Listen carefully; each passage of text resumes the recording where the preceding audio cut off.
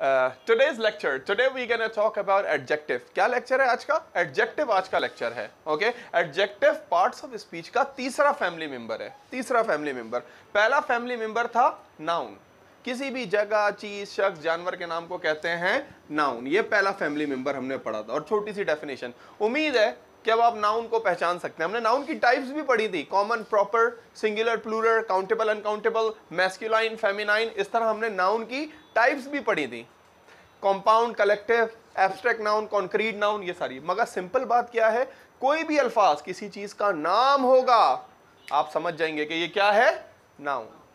फिर नाउन के भाई के बारे में पढ़ा था डिटेल में परसों हमने. वो क्या था, प्रोनाउन. नाम में ही क्या आ रहा था, प्रोनाउन, प्रोनाउन, प्रोनाउन. यानी नाउन की जगह जो इस्तेमाल हो वो प्रोनाउन है. इंग्लिश का मुश्किल तरीन लेक्चर, प्रोनाउन. फिर प्रोनाउन की टाइप्स भी पढ़ी थी कि भाई एक होता है सब्जेक्टिव प्रोनाउन, आई. फिर एक होता है पोजेसिव एडजेक्टिव, माय. फिर एक होता है पोजेसिव प्रोनाउन, माइन. फिर एक होता है ऑब्जेक्टिव प्रोनाउन, मी. फिर एक होता है रिफ्लेक्सिव प्रोनाउन, माई सेल्फ. फिर this, that, these, those, there. ये सारी चीजें हम लोगों ने प्रोनाउन में पढ़ी थी. और भी बहुत सारे प्रोनाउन है. रिलेटिव प्रोनाउन जुमले के बीच में आते हैं. Relative pronoun, where, when, who. Relative pronoun. आप बोलेंगे सर वेयर का मतलब तो कहां होता है. मैं कहता हूं बिल्कुल होता है. और वेयर का मतलब जहां भी होता है. मैं कहता हूं the place where I live, जगह जहां मैं रहता हूं. The person who is standing outside, शख्स जो बाहर खड़ा है. आप बोलेंगे सर हु का मतलब तो कौन होता है कि हु आर यू. मैं कहता हूं बिल्कुल, एक मतलब है कौन और एक मतलब है जो. हु आर यू, तुम कौन हो. हु, जो. The person who is standing outside is a lawyer, person जो बाहर खड़ा है वो वकील है. इस तरह. तो ये था नाउन और प्रोनाउन. आज तीसरा लेक्चर है, उसका नाम क्या है, एडजेक्टिव. नाउन प्रोनाउन का नौकर, चमचा. नाउन प्रोनाउन का नौकर, चमचा. एडजेक्टिव का ताल्लुक किससे, नाउन और प्रोनाउन से. ऐसे करके जहन में बिठाएंगे ना तो आपको बहुत इजीली समझ आ जाएगा. ऐसे करके अगर जहन में बिठाएंगे तो इजीली आप सारी बात समझ जाएंगे. जैसे नाउन, प्रोनाउन, एडजेक्टिव. नाउन किसी भी जगह, चीज, शख्स, जानवर का नाम. प्रोनाउन नाउन की जगह इस्तेमाल हो. और नाउन प्रोनाउन का चमचा. यानी क्या लिखी है मैंने डेफिनेशन, यानी एडजेक्टिव क्या है, अ वर्ड, एक अल्फाज. अ वर्ड दैट शोज, जो शो करे. ऐसा अल्फाज जो शो करे. क्या शो करे, quality of noun, quality of noun and pronoun is called adjective. छोटी सी डेफिनेशन जहन में. कोई पूछे भाई एडजेक्टिव क्या है, भाई नाउन प्रोनाउन की खासियत. क्या कह रही है definition, a word that shows quality of noun and pronoun. क्या होता है भाई एडजेक्टिव, ऐसा अल्फाज जो नाउन या प्रोनाउन की खासियत बताता है. नाउन प्रोनाउन के बारे में बताता है. अच्छी बात, बुरी बात, कोई भी बात नाउन प्रोनाउन के बारे में. जैसे भाई असर एक प्रोनाउन है यहां पे. ओ सॉरी, नाउन है. आप नाउन है भाई. असर एक नाउन है. असर इज हैंडसम. ये हैंडसम कौन है, असर. हैंडसम जो है वो किसको एक्सप्लेन कर रहा है, असर को. किसको एक्सप्लेन कर रहा है, असर को. असर एक नाउन है. तो ये हैंडसम क्या हुआ, एडजेक्टिव हुआ. क्या हुआ, एडजेक्टिव हुआ. ही इज काइंड, वो रहम दिल है. वो रहम दिल है, अच्छा अजीम इंसान है, काइंड. तो ये काइंड कौन है, ही. काइंड कौन है, ही. तो काइंड क्या हुआ, एडजेक्टिव. तो बात समझ आई. ऐसा अल्फाज जो नाउन और प्रोनाउन की खासियत बताए, नाउन प्रोनाउन के बारे में बताए, वो क्या है, एडजेक्टिव है. मैं कहता हूं, मैं for example, Burj Khalifa is tall. मैं कहता हूं बुर्ज खलीफा लंबी बिल्डिंग है. हम लोग बिल्डिंग के लिए उर्दू में बड़ी इस्तेमाल करते हैं ना, बुर्ज खलीफा इज बिग. तो इंग्लिश में भी ऐसे ही बोलते हैं. उर्दू में कहते हैं ना बुर्ज खलीफा बड़ी बिल्डिंग है. तो इंग्लिश में भी क्या वर्ड यूज करते हैं, बुर्ज खलीफा इज बिग बिल्डिंग ना. बिल्डिंग के लिए इंग्लिश में हमेशा क्या इस्तेमाल होता है, टॉल. तो देखें बुर्ज खलीफा क्या है, एक नाउन है. और उसकी खासियत क्या है, टॉल. तो टॉल क्या हुआ, सिंपली एडजेक्टिव. और बुर्ज खलीफा कौन सा नाउन है, वही कंपाउंड. दो अल्फाज, चीज एक ही है. ओके. तो बात समझ आई. यहां पे थोड़ी सी बात समझ आई. वो क्या समझ आई कि फायजा क्या है, एडजेक्टिव, नाउन और प्रोनाउन की खासियत. नाउन और प्रोनाउन की खासियत. मैं कहता हूं Faiza is quite. Faiza is quite. Faiza क्या है? खामोश है। तो फायजा की क्वालिटी क्या है? क्वाइट। तो ये क्वाइट क्या हुआ? एडजेक्टिव हुआ। क्या हुआ? Quite adjective. सिंपल। लोग इतना रॉकेट साइंस लेते हैं एडजेक्टिव को, पता नहीं क्या चीज है। हालांकि आप ऐसे याद रखें भाई, नाउन और प्रोनाउन की चमचागिरी, बस नाउन प्रोनाउन के बारे में बताता रहता है। ऐसा अल्फाज नाउन प्रोनाउन के बारे में बताया, वो क्या है? एडजेक्टिव है। जैसे मैंने कहा फायजा इज क्वाइट। फायजा क्या है? क्वाइट है। मगर कौन सा वाला क्वाइट है फायजा? ये वाला क्वाइट है। ये वाला क्वाइट। इसका मतलब क्या होता है? खामोश। क्या होता है? खामोश। एक और क्वाइट होता है मुकम्मल, बिल्कुल। कहते हैं ना इट इज क्वाइट इजी, ये बिल्कुल इजी है। इट इज क्वाइट डिफिकल्ट, ये बिल्कुल डिफिकल्ट है। ये वाले क्वाइट का मतलब बिल्कुल, मुकम्मल, और ये वाले क्वाइट का मतलब खामोश। मगर आप जहां भी देखेंगे लोग खामोशी के लिए भी क्या लिखते हैं? ये वाला क्वाइट। हालांकि इसका मतलब हरगिज खामोशी नहीं है। एक और होता है क्विट। इसका क्या मतलब होता है? यस दानियल, क्या है क्विट का मतलब? निकल जाना, छोड़ देना कोई जगह, क्विट। तीनों एक जैसे अल्फाज हैं हसीब, तीनों एक जैसे अल्फाज हैं, क्विट, क्वाइट, क्वाइट। मगर मैंने देखा है इवन टीचर्स, इवन सब लोग ये वाली गलती करते हैं कि खामोशी के लिए ये वाला क्वाइट लिख देते हैं। जैसे आप बोले थ्रो, फेंकना। थ्रो क्या है? ये वाला वर्ड है थ्रो, फेंकना। लोग क्या गलती करते हैं थ्रो के अंदर? कुछ भी कर लो, लोगों के जहन में ये वाला बैठा हुआ है, प्रेपोजिशन, थ्रू, जरिए। लोग ये वाला थ्रू लिखते हैं। हालांकि जो आप बोल स्पेलिंग, मैं डिक्टेशन भी करवाऊंगा ना, बोलूंगा आई थ्रो बॉल, वो लिखेंगे ये वाला आई थ्रो बॉल। हालांकि थ्रो फेंकना और थ्रो जरिए। एनीवे, तो ये वाला क्वाइट था खामोश, एडजेक्टिव। चले वापस आते हैं लेक्चर की तरफ। बड़ा ही सिंपल लेक्चर है। एडजेक्टिव क्या होता है भाई? एडजेक्टिव नाउन प्रोनाउन की खासियत। नाउन प्रोनाउन की खासियत। मैं दानियाल की बात करता हूं, मैं कहता हूं ही इज शार्प, ये तेज है। He is sharp. तो शार्प क्या है भाई? ही की क्वालिटी है, प्रोनाउन की क्वालिटी है। तो शार्प क्या हुआ? एडजेक्टिव। क्या हो गया? Sharp, adjective. तो ये बात समझ आई? मैंने एग्जांपल लिखी है, बिग, टॉल, स्मॉल, ब्यूटीफुल। ऐसे अल्फाज जो नाउन या प्रोनाउन के बारे में बता रहे हो, आप आंख बंद करके क्लिक करेंगे और बोलेंगे ये क्या है? एडजेक्टिव है। ओके, अच्छा, अब एडजेक्टिव तीन तरीके के होते हैं। कितने तरीके के होते हैं? तीन, जिनको कहा जाता है डिग्रीज ऑफ, क्या कहा जाता है जिन्हें? Degrees of adjective. डिग्री का मतलब है दर्जा। किसी की भी तारीफ करते हैं ना आप, कभी भी उर्दू में भी किसी की तारीफ करते हैं तो तारीफ करने के तीन दर्जे होते हैं। तीन तरीकों से तारीफ की जाती है किसी की भी। मैं कहता हूं असर आप शार्प हो, एक तरीका। दूसरा तरीका जिसमें कंपेयर करते हैं, मैं कहता हूं असर आप दानियाल से ज्यादा शार्प हो। तीसरा तरीका सबसे बेस्ट की बात करते हैं, असर आप सबसे ज्यादा शार्प हो। हमेशा उर्दू में, इंग्लिश में, अरबिक में तारीफ तीन ही तरीकों से की जाती है। तीन डिग्रीज, डिग्री का मतलब है दर्जा। तीन दर्जे होते हैं तारीफ के। फायजा आप इंटेलिजेंट हो, फायजा आप हसीब से ज्यादा इंटेलिजेंट हो, दूसरा। तीसरा फायजा आप सबसे ज्यादा इंटेलिजेंट हो, तीसरा। फायजा आप सबसे ज्यादा इंटेलिजेंट। तीन तरीके होते हैं। तो इंग्लिश में भी क्योंकि एडजेक्टिव तारीफ कर रहा है, खासियत बता रहा है अच्छी या बुरी, एडजेक्टिव, तो एडजेक्टिव भी तीन तरीके के होते हैं, तीन दर्जे होते हैं इनके।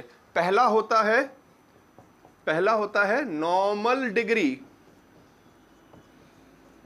दूसरा होता है कंपैरेटिव डिग्री, और तीसरा होता है तीसरा होता है सुपरलेटिव डिग्री। बिल्कुल ऐसे ही है, सुपरलेटिव डिग्री। सुपरलेटिव डिग्री, जैसे मैं कहता हूं कि अली, या मैं कहता हूं दानियाल शार्प है, तो मैं क्या बोलूंगा? Daniyal is sharp. सिंपल बात हो रही है। क्या कह रहा हूं मैं? Daniyal is sharp. तो ये शार्प कौन सी डिग्री है? नॉर्मल। Daniyal is sharp. अगर दानियाल को कंपेयर करूंगा, देखे ना, कंपैरेटिव, कंपेयर से निकला है वर्ड, कंपैरेटिव। अगर दानियाल को कंपेयर करूंगा तो मुझे कौन सी डिग्री लगानी होगी? कंपैरेटिव। तो शार्प की डिग्री क्या होगी? Comparative. Daniyal is sharper than Asar. मी क्यों भाई? मेरे से ज्यादा शार्प नहीं, आपसे ज्यादा आपसे ज्यादा। Daniyal is sharper than me नहीं, दानियाल इज शार्पर देन असर। दानियाल असर से ज्यादा शार्प है। तो ये वाला जो शार्पर है, ये कौन सी डिग्री है? Comparative, sharper. और सबसे ज्यादा बेस्ट की बात होगी कि भाई सुपरलेटिव, देखे ना सुपरलेटिव का मतलब ही क्या है, सबसे अच्छा। तो बेस्ट की बात होगी, ये क्या हो जाएगा, दानियाल इज द, हाँ, और इसके साथ जो है ना द, सुपरलेटिव डिग्री है ना इसलिए इसके साथ दा भी लगा देते हैं। दानियाल इज द शार्पेस्ट, तो sharp, sharper, sharpest, sharp, sharper, sharpest, normal, comparative, superlative, तीनों डिग्रीज हो गई। मैं कहता हूं ये रूम बड़ा है, फायदा कैसे बोलूंगा, ये रूम बड़ा है, दिस रूम इज बिग, ये रूम नंबर 2 से बड़ा है ना, रूम नंबर 2, ये रूम सबसे ज्यादा बड़ा है, या this room is the biggest, this room is the biggest. Okay, असर कहते हैं सर मैं खुश हूं, मैं हैप्पी हूं, आई एम हैप्पी। फिर कहते हैं सर मैं दानियाल से ज्यादा हैप्पी हूं, happier than, I am happier than Daniyal, मैं सबसे ज्यादा खुश हूं, I am the happiest person, I am the happiest person. So happy, happier, happiest, like this. Sharp, sharper, sharpest, tall, taller, tallest, big, bigger, biggest, small, smaller, smallest. ये room small है, this room is small, ये room number 2 से ज्यादा small है, is room number 2, ये room सबसे ज्यादा small है, दिस रूम इज स्मॉलेस्ट। मैं इंग्लिश में वीक हूं, I am weak in English, मैं इंग्लिश में, मैं अली से ज्यादा वीक हूं, weaker than Ali in English, मैं सबसे ज्यादा वीक हूं, ना I am the weakest, weak, weaker, weakest.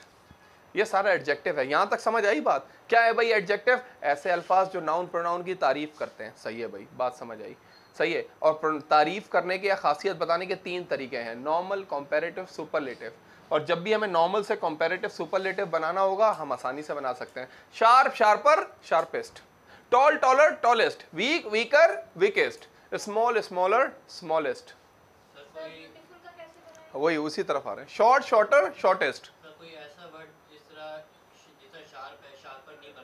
हाँ, तो वही दोनों असर और फायदा दोनों का एक ही सवाल।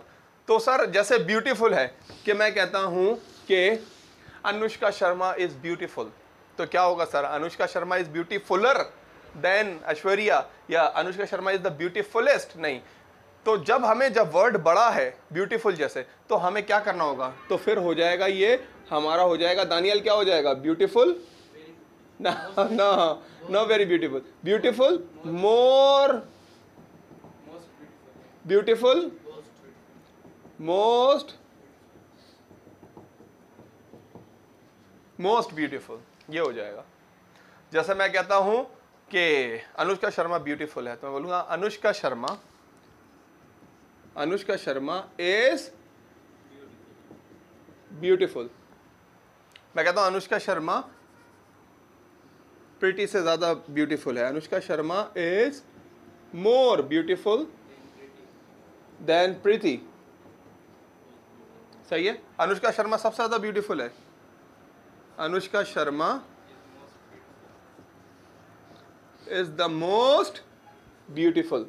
अच्छा, मैं देन हर जगह ये वाला इस्तेमाल कर रहा हूं, ये वाला देन इस्तेमाल कर रहा हूं मैं, ये THAN कंपेयर करने के लिए हमेशा क्या आता है, THAN, और THEN वाला डिफरेंट है, उसका मतलब है फिर, देन THEN कि आई टेक क्लास, मैं क्लास देता हूं, देन आई गो होम, फिर मैं घर जाता हूं। कंपेयर करने के लिए कौन सा वाला देन है, THAN वाला।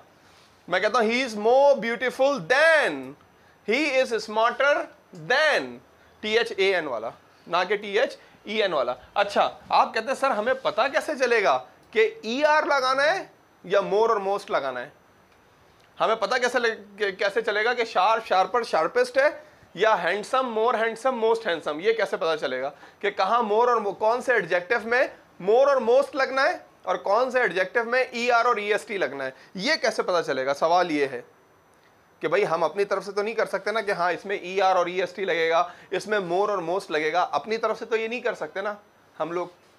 हमें कैसे पता चलेगा, तो ऐसे पता चलेगा अगर एडजेक्टिव का एक ही सिलेबल है, क्या है, एक ही सेलेबल है तो ER और EST लगेगा। अगर एक से ज्यादा सेलेबल है तो मोर और मोस्ट लगेगा।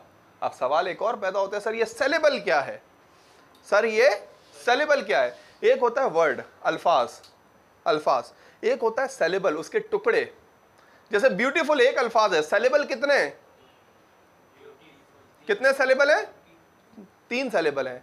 ब्यूटीफुल 3 है ना टुकड़े। तो ये टुकड़े जो हैं इनको क्या कहा जाता है? सेलेबल कहा जाता है। क्या कहा जाता है सर? सेलेबल। बिल्कुल 3 और 4 क्लास में बच्चों को रटवाया जाती है ये बात। अगर आपने स्कूल के अंदर मैट्रिक किया है तो आपको भी शायद याद होगा, वर्ड और सेलेबल बच्चों को पढ़ाए जाते हैं स्कूल में कि भाई एक होता है अल्फाज और एक होता है सेलेबल, उन्हीं के टुकड़े। जैसे भाई इंटेलिजेंट 2 टुकड़े, नॉर्मल। इंटेलिजेंट कितने टुकड़े हैं भाई? 4। इंटेलिजेंट 4 टुकड़े, 4 सेलेबल हैं। तो इंग्लिश ग्रामर क्या कहती है? कहती है कि अगर एडजेक्टिव के एक से ज्यादा सेलेबल हैं, एक से ज्यादा टुकड़े हैं, तो मोर और मोस्ट लगेगा। जैसे भाई देखिए बिग कितने टुकड़े हैं? एक ही अल्फाज और सेलेबल कितने हैं? एक सेलेबल है बिग, तो ये बिग, बिगर, बिगेस्ट। टॉल एक वर्ड है, कितने सेलेबल हैं? भाई एक ही सेलेबल है, एक ही सेलेबल है, एक ही टुकड़ा है, टॉल। अब मैं बात करता हूं हैंडसम, हैंडसम कितने? एक वर्ड है हैंडसम, कितने टुकड़े हैं? 2। हैंड सम 2 सेलेबल है। तो हैंडसम के साथ क्या लगाऊंगा? क्या लगाऊंगा मैं? Asar is handsome, Asar is handsomer than Asar is the handsomest. नहीं, Asar is handsome, Asar is more handsome, Asar is most handsome. Weak just the example, just a sentence. I know, I hope I have increased your blood. Now you have increased your blood. Okay, small, small एक word है, कितने saleable हैं? एक ही saleable है भाई। तो हम समझ गए कि जब ये स्मॉल को अगर कंपेयर करेंगे तो स्मॉलर, स्मॉलेस्ट। अब ब्यूटीफुल कितने थे? 3 थे, तो ऑफ कोर्स 3 है तो हमें मोर और मोस्ट लगाना होगा, मोर और मोस्ट लगाना होगा। So this is what we call adjective. ये हमारा कहलाता है एडजेक्टिव। सही कहा नहीं कहा मैंने शुरू में कि एडजेक्टिव क्या है? नाउन प्रोनाउन का चमचा। ये बात सही थी नहीं थी? बिल्कुल सही बात है भाई।